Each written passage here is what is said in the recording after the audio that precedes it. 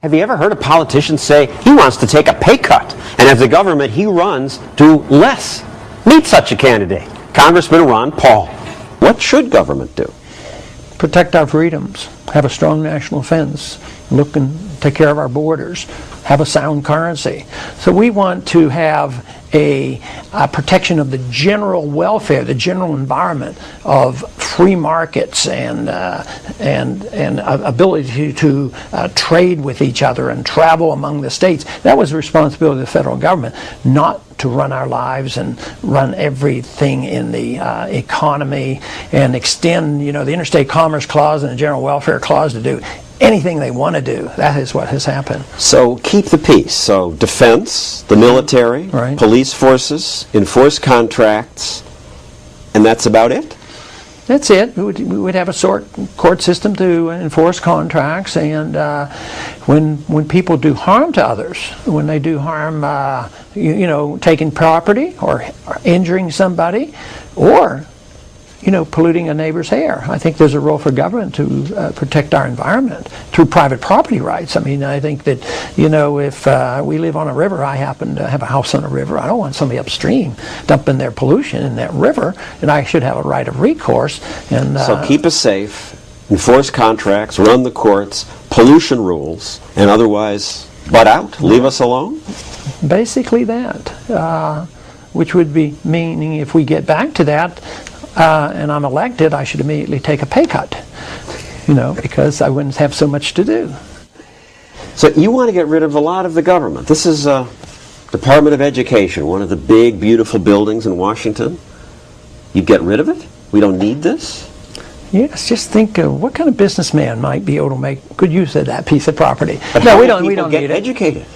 We might get better education. The evidence shows since the 1950s, since the federal government's gotten involved, the quality of education has gone down and the cost has gone up. So federal government should have no role? There's no authority for it, and they've proved themselves inefficient. The one city they're totally in charge of is Washington, D.C., $13,000 a year per student. They have more guns, more drugs, more violence. A bad educational system. So there's no evidence that the government can do a very good job. Department of Energy. No, we don't need a Department of Energy. How will we get energy? The market will do it. Supply and demand. This is just unnecessary? There's no need. That serves the interest of big business. So if government needs an energy policy, what they're saying is, how do we take taxpayers' money and put the money in R&D, and which big company is going to get the largesse from the government? That's the kind of thing that encourages.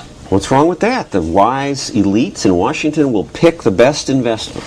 Well, it might end up that the subsidies might go to producing ethanol from corn, and it might turn out going there. It might turn out it wasn't the best investment. Maybe it cost too much to make the ethanol, but somebody made some profits off it.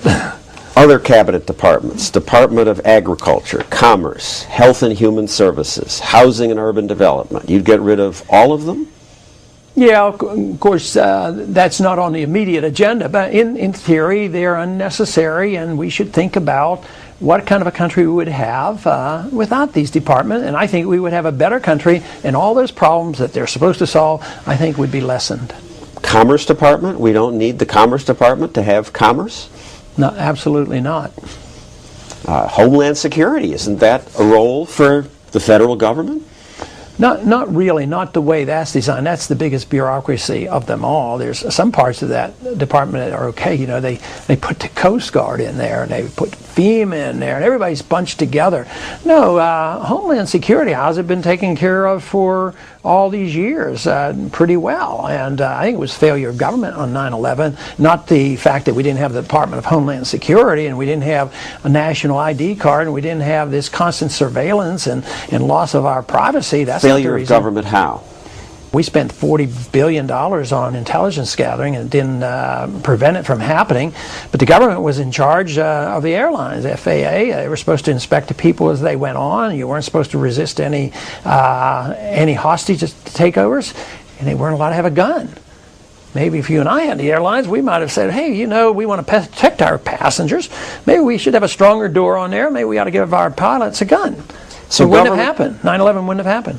So government creates the wrong rules, too many rules and the wrong ones?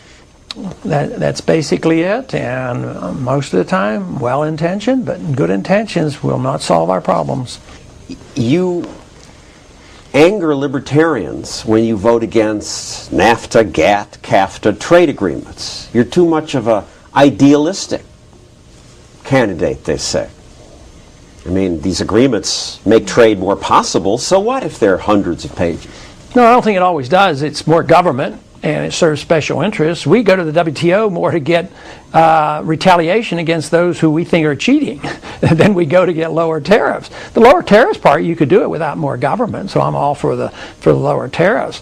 But everybody's idealistic. Some people are more idealistic in depending on international government. I'm idealistic and thinking that these problems can be solved with a lot less government.